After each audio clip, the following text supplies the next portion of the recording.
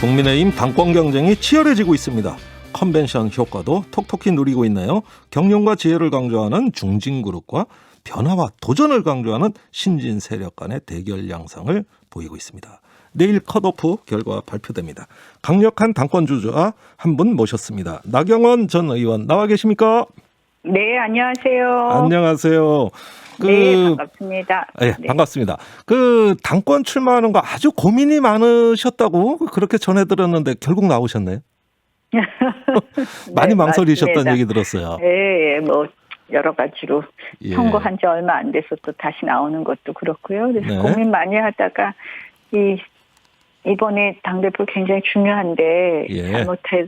정말 이렇게 제가 하는 것이 적절하겠다 이렇게 판단해서 예. 출마했습니다. 네. 예. 뭐 어쨌든 고심이 많으셨다고 이해하겠습니다. 경선 룰을 두고 굉장히 논란이 많아요.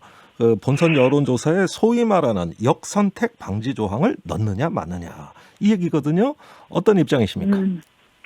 뭐 사실 제가 이제 룰에 대해서 왈가왈부하는 건 맞지 않는 것 같습니다. 그래서 네. 뭐 어떤 룰을 정하든 뭐 당에서 정하는 대로 따르겠다 이런 입장입니다. 네, 이게 신진 후보들은 좀 많이 반대하는 그런 룰인데요. 어쨌든 뭐 덤덤히 받아들이시겠다 이 말씀이시고 네, 예, 저는 구체적인 그런 논평은 입장입니다. 피하시는 것 같아요. 근데 재미있는 게 우리 당 경선 룰에는 굉장히 다들 관심이 많으세요. 네. 민주당은 당원 90%인데도 우리 당 보고는 민심을 더 많이 들으라고 언론에서도 막 그러시더라고요. 네. 우리는 사실은 당원 비율이 훨씬 낮잖아요. 50%? 아마 그만큼 저희 당에 관심이 더 많으신 게 굉장히 긍정적인 부분 아닌가 이렇게 생각하고 있습니다. 알겠습니다. 이 문제는 넘어가겠습니다. 전당대회가 지금 신구 대결, 세대 대결 분위기예요. 여론조사상으로는 지금 돌풍을 일으키고 있는 이준석 전 최고위원, 김은혜 의원으로 대표되는 신진 세력 약진하고 있습니다. 어떻게 보십니까? 뭐 아무래도 좀 새로운 그런 도전이기 때문에 국민들께서 신선하게 바라보시는 게 있다고 생각을 하고요. 예. 그만큼 또 신선하게 바라보시는 것은 당이 좀 더 활력 있고 변화해달라 이런 요구도 있으시는 것 같습니다. 그래서 네. 그런 부분 앞으로 잘 담아내도록 하려고 합니다. 네. 이런 돌풍의 원인이 4월 서울시장 재보궐선거 때부터 불었다고 보여지는 거거든요.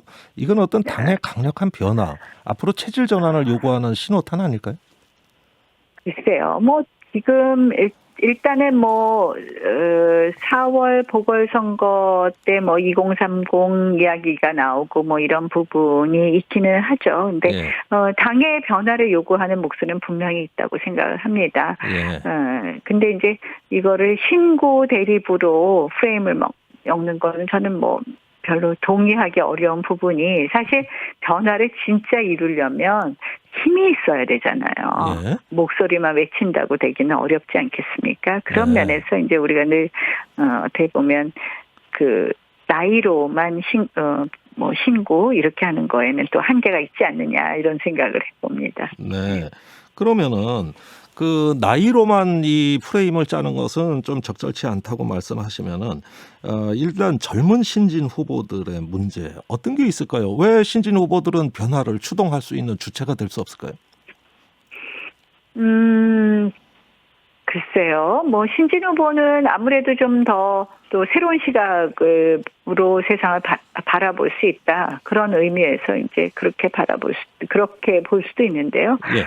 신진 후보만 또 변화를 추동한다는 것도 또 제가 동의하기 어렵습니다. 그래요?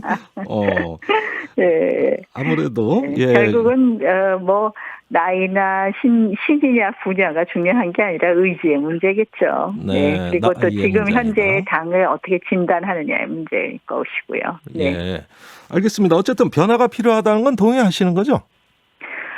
당이 내년 정권 교체를 위해서는 두 가지 해야 됩니다. 예. 한 축으로는 당의 쇄신과 변화가 있어야 될 것이고요. 네. 한 축으로는 야권 단일화, 아하. 그러니까 야권 통합이 굉장히 중요하다고 생각을 합니다. 네. 이 4.7 재보궐선거에서 저희가 압승한 것 중에서 여러 가지 이유가 있겠지만 예. 그중에 가장 큰 이유 중에 하나가 단일 후보를 냈다는 거라고 생각합니다. 네. 지난 대선 때도 문재인 후보 지지율보다는 그 당시 안철수 후보와 홍준표 후보를 더한 지지율이 더 많았습니다. 네. 그런 것처럼 결국 야권 단일화는 굉장히 큰 승인이었다고 생각을 하고요. 예. 그런 면에서 저희가 이제 내년 정권 교체로 가는 길에 있어서 야권 단일 후보를 만드는 것이 매우 중요하다고 생각을 합니다. 그리고 이번 당대표의 책무는 첫째도 둘째도 정권 교체라는 국민의 열망을 담아내는 것이고 예. 그 정권 교체를 위한 필요 충분 조건은 역시 변화 플러스 야권 단일화. 그래서 뭐 변화는 필요 조건이라면 야권 단일화는 필요 충분 조건 아닌가 이렇게 봅니다. 네, 알겠습니다. 자, 계속 변화를 강조해 주셨어요. 야권 단일화 얘기하셨고요. 그런데 야권 단일화를 하는 데는 계파가 없는 사람이 당권을 잡아야 된다. 이런 어떤 프레임을 또 점화하셨는데 그 계파가 없다는 걸 계속 나 후보님은 강조하고 계시거든요. 그런데 이준석 네. 전 최고위원은 오히려 나경원 후보가 구친밖에 지지를 받고 있는 거 아니냐 이러면서 반발을 하고 있어요. 뭐 저는 자다가 봉창 두드리는 소리라 생각하고요. 그래요? 제가 계파가 없어서 맨날 저 공천 받느냐고 고생했습니다. 네. 그리고 지금 여기서 이제 계파 얘기가 나온 거는 다른 게 아니라 대통령 후보가 속해 있는 계파 출신이면 이제 곤란하지 않겠습니까? 예. 그래서 이제 예전에 보면은 누구 대통령을 만들기 위해서 국회에 들어가야 되겠다 뭐 이런 이야기들을 했던 분들이 예. 그 당대표가 되면 다른 후보들로서는 이 당에 오기가 굉장히 좀 망설여지지 않겠습니까? 네. 그 당대표가 공정하게 경선을 하겠느냐 하는 그런 의문이 있는 거죠. 조금 네. 전에도 이제 우리 당대표 경선조차도 경선 룰에 대한 이야기를 하시는데 예. 대권 경선 룰은 얼마나 치열하고 예민한 것입니까? 그렇겠죠. 또 그 경선 룰대로 정말 당을 잘 관리하느냐에 대해서도 계속적인 의구심이 있을 것이고요. 예. 그렇기 때문에 특정한 대통령 후보와 가까운 당대표는 좀 앞으로 우리가 야권 통합을 하는 데 있어서 걸림돌이 될 것이다 이렇게 생각합니다. 예, 사실 나 후보께서는 계파가 있는 정치인으로 이준석, 김웅 두 후보를 겨냥했다고 보여지는데요. 김웅 의원이 이를 의식했는지 강하게 반발하면서 유령을 보셨냐, 우리가 무슨 유승민계냐 이렇게 이야기를 하고 있어요.